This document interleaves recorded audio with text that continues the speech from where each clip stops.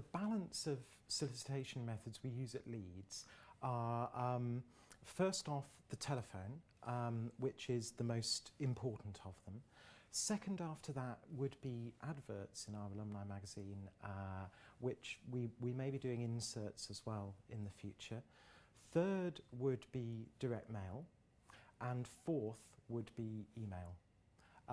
And the way we've arrived at that balance is by doing a comparison of each of the methods against how much it costs to recruit a donor or to upgrade a donor by those methods. So that's different from the cost of a call or the cost of a direct mail pack. It's taking the total cost of a campaign or a telephone campaign or a direct mail campaign and dividing it by the number of donors that have come via that campaign, and that's the cost per donor.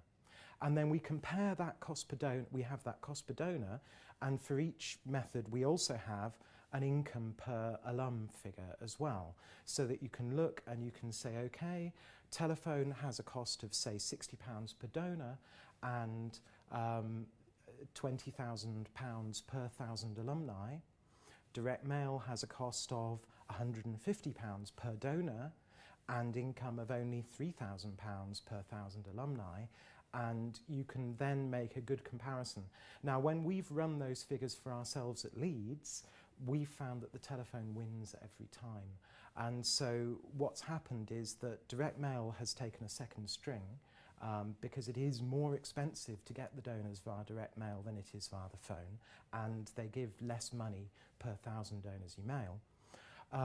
And also we've tried to focus on ways of reducing the cost of direct mail as well.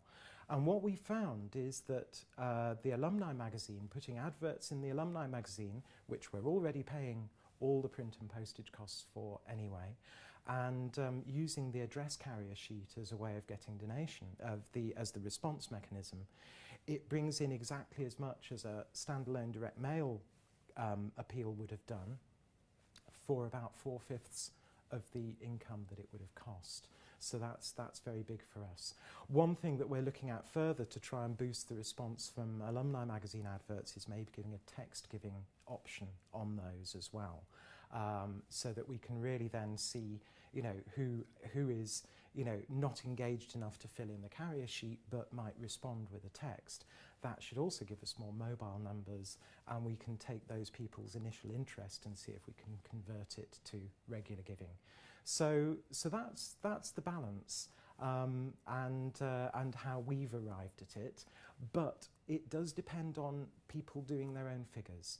I know it's difficult when you're starting out a programme, but you need to be thinking about those kinds of figures, those kinds of comparisons when you're starting the programme, so that a year in or 2 years in, you can do that kind of comparison again and say, okay, we've been trying with this particular balance, is that right? Do we need to rejig it?